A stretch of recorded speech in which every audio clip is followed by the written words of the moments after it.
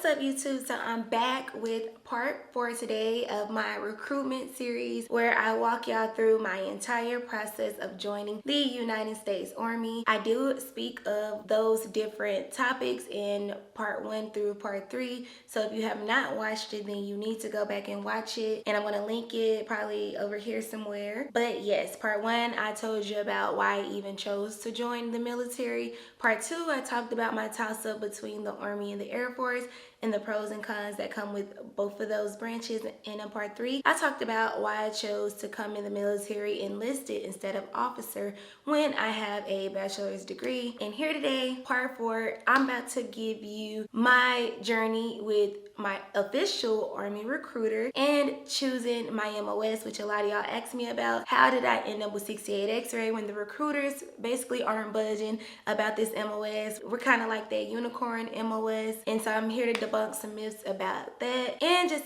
giving you tips on how to choose the right MOS in general and how to just outsmart your recruiters. So if you want to know what I have to say on this topic, make sure you stay tuned for the video. But before we get started, make sure you like, comment, share, and subscribe to my video so that way I can keep bringing you what you want to see on all military and lifestyle related topics. And if you're new to my channel, thank you for joining me for the first time. And if you're a subscriber, thank you for being loyal to me thus far. It's plenty more in store. So without further ado, stay tuned.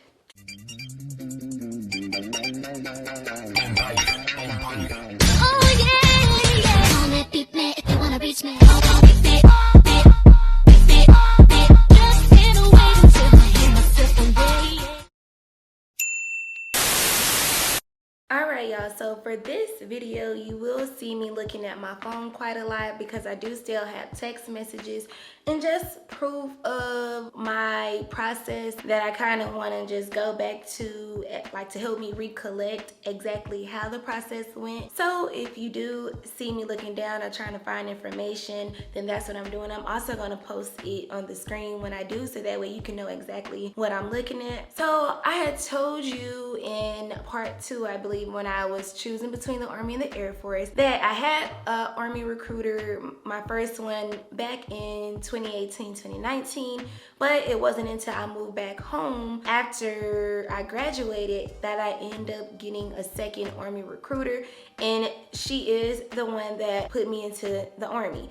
So I do want to tell you about this official process because this is where things finally started to kick off after I had started taking the recruitment process seriously. So I have been keeping in touch with my second Army recruiter the entire time that I was talking to the Air Force recruiter, because I was just trying to figure out my options and just peep out which branch seemed more accommodating to what I needed. And you will figure out from the previous videos that I felt that the Army was more willing to give me what I needed, and that is get the ball rolling, get me into the military sooner rather than later. And the things that the Air Force was picking about, the Army nowhere near cared about. And yeah, I was able to have a much smoother process with the Army. So we did start the recruitment process, I believe, in March. So you will know the first thing that they'll tell you about is that they have to start getting you documents for you to start signing, and you know, just all health information, background information, all those things like you're actually applying to work with the job. But remember, I had started the recruitment process with the Air Force.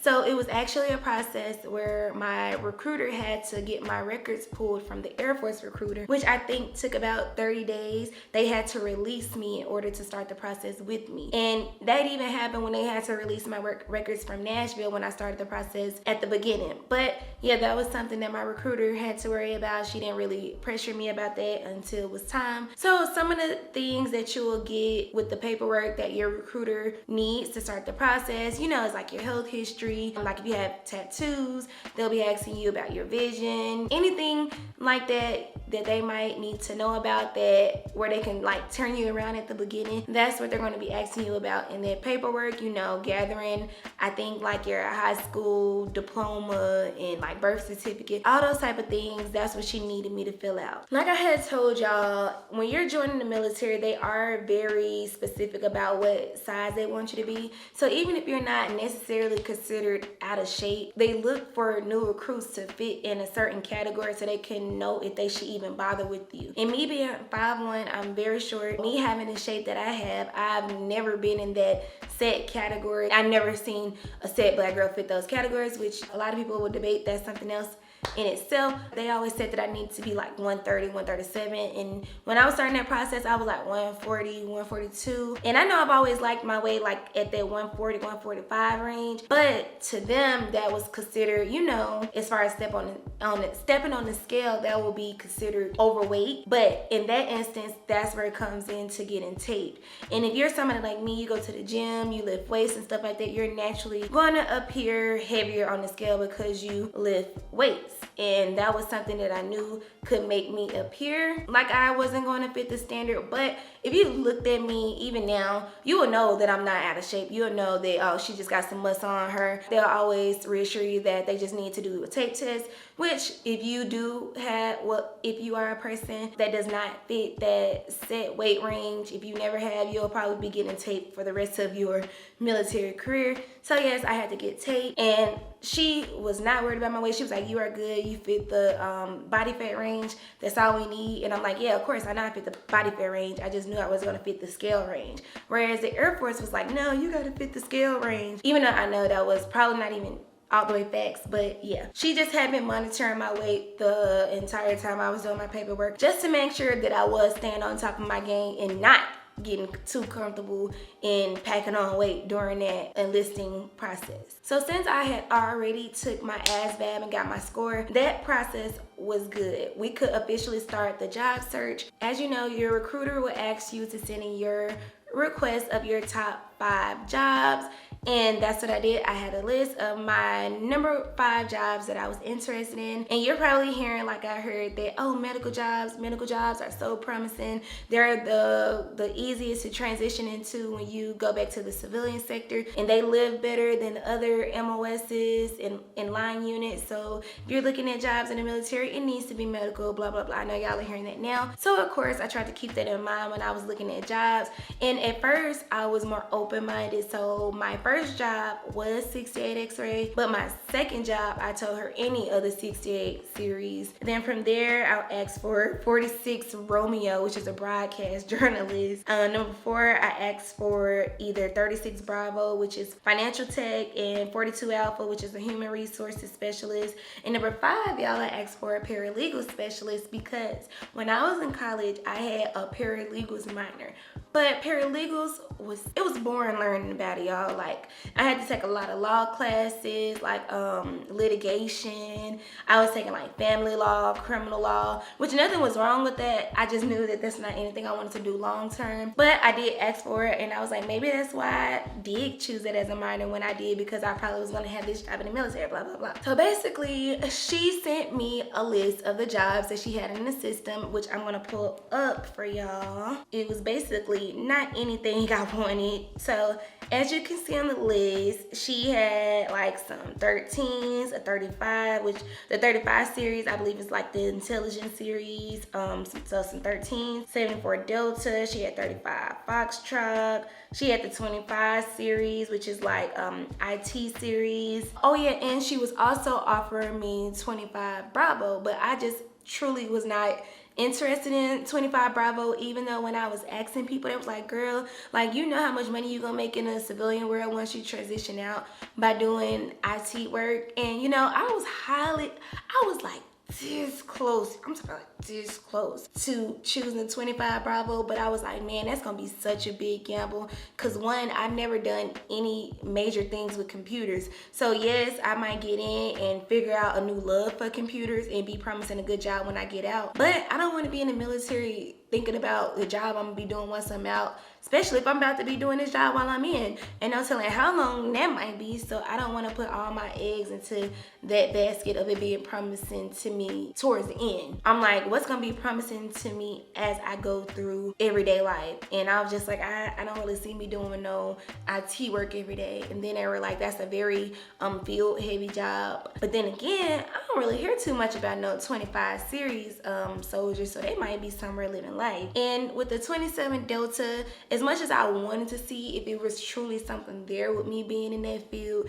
I just knew when I didn't really find much on YouTube about it, and I was like, oh, they probably work in the office, it's probably gonna be boring. And I know it was this one girl I was watching on YouTube, she said she like just be fixing everybody coffee, and I said, oh hell no, I'm not gonna be no damn assistant. I basically ended up sending her a new list of jobs. So I changed my top 5 series to number 1, any 68 series, number 2, 36 Bravo, number 3, 42 Alpha, 4, 25 Bravo, and 5, 27 Delta. So basically, I was like, well, can you find me anything within these 5? And she was like, well, I'll see. But only thing that's coming up, which I'm showing you, and end up being after that moment, was 68 Romeo, 68 Whiskey, 27 Delta, and 42 Alpha, which I eventually was like, okay, those are somewhat along the lines of what I can take a keen interest. And of course, if you came from Fort Sam Houston, you know it was a lot of 68 Romeos, which are the food inspectors. And they had it, I guess, pretty easy in Fort Sam.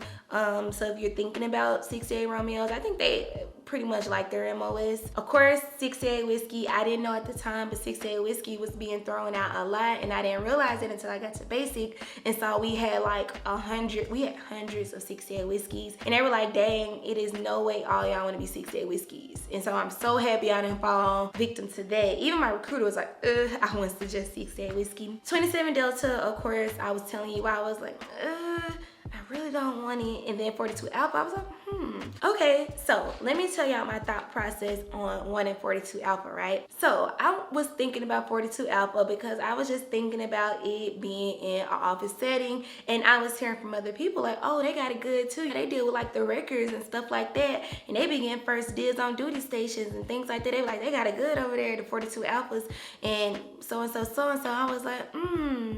I was like, I don't know. I was like, I really don't know. I was like, I think that if I don't get 6-8 X-ray, then it will be a cool low-key job where I can kind of like keep work at work and get off and focus on other things instead of going to work. And it's such a heavy, such a in-depth job that I gotta constantly take work outside of work with me.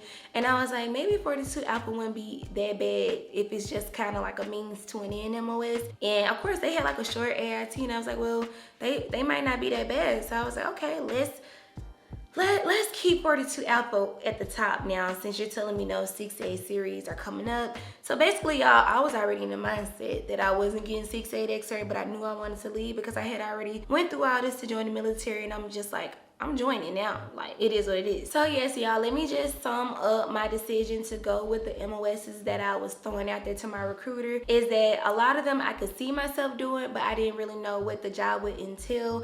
I was trying to keep in mind how it would transition into the civilian sector, but I was also trying to keep in mind how that job would be through, like, going through the everyday motions with that job. All those jobs I can see myself doing in some type of way. I just was trying to figure out what would be worth my time right now and at the end, but mostly what is seeming more feasible for me to do. All right, y'all, so I did end up choosing 42 Alpha, locking in that job, but I'm gonna tell you about the process of me locking in that job and how that went when it comes to part 5, when I talk about the MEPS process, because you have to go and lock in that specific job. And I actually did not get 68 X-ray until I was already at MEPS, so that's why that is not in this video. So I do want to end the video telling you my advice on picking the right MOS with the stage you are at currently. Like I said, this video was basically telling you about getting started with my official recruiter and what she was needing from me. But when it comes to making the decision to pick a certain MOS and what you might be hearing from people about what you should be interested in,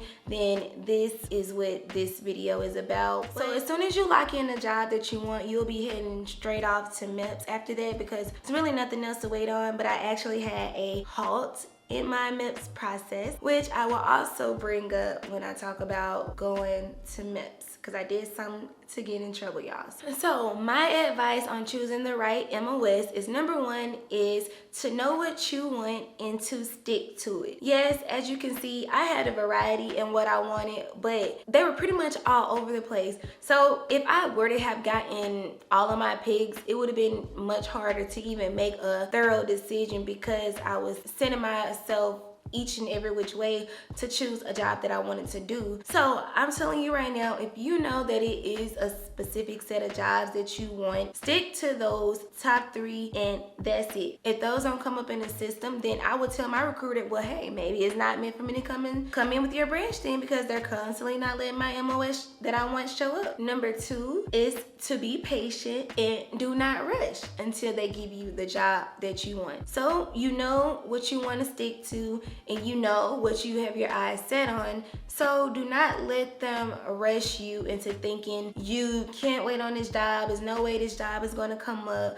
because it is. As you know, I didn't even speak a 68 X-ray in this video, but yeah, I'm a 68 X-ray, and that was my number 1 decision from the jump. But they're gonna try to tell you that there's no way it's coming up, and please believe it will. Just tell them you're going somewhere else if it doesn't. Number 2 is, do not let people feed you what will be the best job for you after the military, because you don't know how long you're going to be in the military. You don't know where you're going to be stationed at. You don't know what type of chain of command you're going to have. You don't know all these factors that's going to account into what type of MOS you have in your day-to-day life. So why would you even think about that right now? Like, yes, it's cool to have a job that's gonna transition well into the civilian sector, depending on which job you're choosing, because of course, if you're going in infantry or something like that, you know it doesn't directly correlate to the civilian world, but you know you're gonna learn a lot that the job is in and of itself that will help you be able to make that sound really good on a resume. So do not let them tell you a job that you know good and damn well you have no interest in, but you're talking about, well, maybe if I get out, I'll kind of want it or something like that. No, because you might be that one soldier that comes in, does 20 years or something, and reclass 2 or 3 times, and don't even try to start the process of reclassing already. Like, that shouldn't even be on your mind that at some point you can reclass. No, come in with the mindset that you might be stuck with this job until you retire. Number 3 is know what environment you would like to work in. Remember, depending on the type of job or the type of MOS that you choose, depends on the environment that you will be in. Remember, line units and like infantry and all those like cavalry scouts, fuelers, all of those jobs, they don't work in office settings, y'all. Their job requires them to be in settings like that. Even if we look at the 92 series, which are a lot of warehouse workers, you know, like the 92 Yankees, 92 Alphas, you know, even like medical logistics, those jobs will be done in a warehouse. So yeah, they'll be on the inside a lot, but they'll also be going to the field a lot. So you have to think about, do you want kind of the field environment or you don't want the field environment? What about office settings? Do you want to be in an office setting? Do you want to be in a clinical setting? I would assume 42 Alphas, 36 Bravos, jobs like that, they will be in office settings mostly, probably in squadrons. They're not really working around maybe a lot of civilians. They're probably gonna be working around other soldiers, but civilians as well. And then remember, if you get into the medical series, we're mostly in hospitals and clinics, and we work with a lot of civilians. So on one end of the spectrum, you'll be working with nothing but soldiers. You won't work directly with civilians, and on the other end, you might only work with civilians and work with only your peers. You won't work with like soldiers out there in those field units. And then you have those jobs that are kind of happy medium, that you will kind of be with the soldiers, kind of be with the civilians, kind of be in the field, kind of be in the office setting. So know where you want to work at and where you see yourself being on a day-to-day basis. Where do you see yourself going to work every day? Number 4, y'all, and this is a big one that I'm gonna keep talking about in more to come videos, is that know whichever MOS you get, it might not even be done. I don't know if y'all know or if y'all have heard, but lower enlisted soldiers, we get tasked out a lot. Like, we get put on these 4+1 details, we get tasked to go do all these trainings, and we probably do our job maybe a small percentage of the time, but best believe they're gonna be having you training for that job and doing this, doing that job, and everything that you need for that job, but you might not even be doing that job for real on a day-to-day basis because they're sending you other places. Like, if you ever been on a military base and you see those people mowing the lawns and outside doing some random cleaning or random flu drives and things like that, trust me, those people are us because they don't care about pulling us out of our work environment. I guess they assume it's not much that they're taking away from. They're not taking away from the mission if they're pulling us out because they need us for a completely different mission that has to be done. And who is it going to be done by? You as a lower enlisted soldier. So remember, you might not even do your job that much. That right there is really a toss-up. Some people get a chance to go to work every day and then do exactly what they signed up. But if you're somebody like me or a lot of other people, we don't even get a chance to touch our job. Remember, I'm talking about 6 to 8 x-ray. I work in the clinic and I do everything that involves 6 to 8 x-ray training.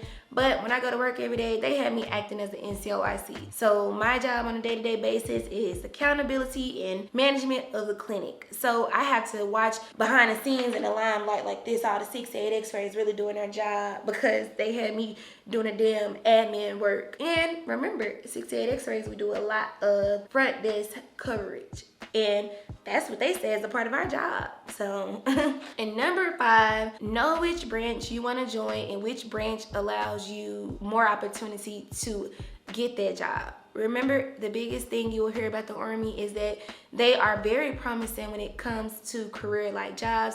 They have hundreds of options to choose from, and you're more than likely going to get one of those jobs. Remember, the Air Force, they say, oh, our jobs are tech-related. You know, we're very strategic in our mission, so they do a lot of technological related jobs. Navy, I know they might have to do their job on a ship. You know, I don't know about Marines that much, don't know much about Coast Guard. But yes, which branch will allow you to get the job you want the most? And that's the damn, it is what it is, part of going to the Army is that a lot of people come to the Army because they do get a chance to get the jobs that they want, even though you might not do them.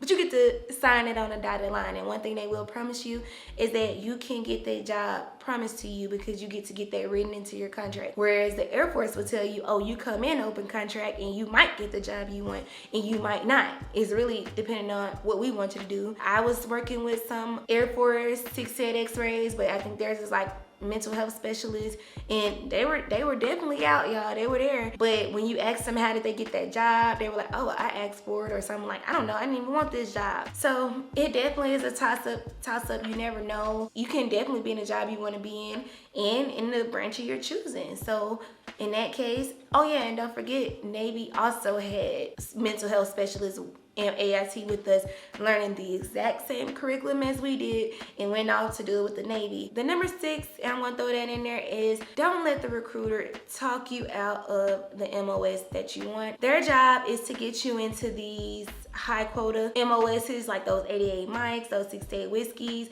those jobs like that people aren't really hopping to grab. Oh, they're gonna be talking you into getting those jobs, and those are the jobs that offer bonuses and things like that. So what's more important to you? Getting that job that's gonna offer you $10,000 up front to do the job, even though you might go to work and hate your life, or a job that, yeah, we're not gonna give you no bonuses for that, but you might enjoy your day-to-day life. Or if they're telling you, oh, no chances of that coming up, that job is not gonna come up, okay, well, hit me up when it does. Until then, I'm gonna continue my civilian life, Mr. Recruiter, Mrs. Recruiter. Yes, y'all, that is pretty much everything I have on this topic. I know it is me breaking off a lot of things that I want to bring up because I'm trying to save it for the next video, or it might was talked about in a previous video. So that is why you have to go watch the entire series. That's why it's called a series, so you can know what the hell I'm talking about. So without further ado, make sure you leave in the comment section what you thought of this video. If I've left out tips that you would provide to people because you're already in and you know, or if you want to debunk something I said because you don't feel that way, or if you have any further questions on some things that I've said so far, definitely let me know. Yeah, so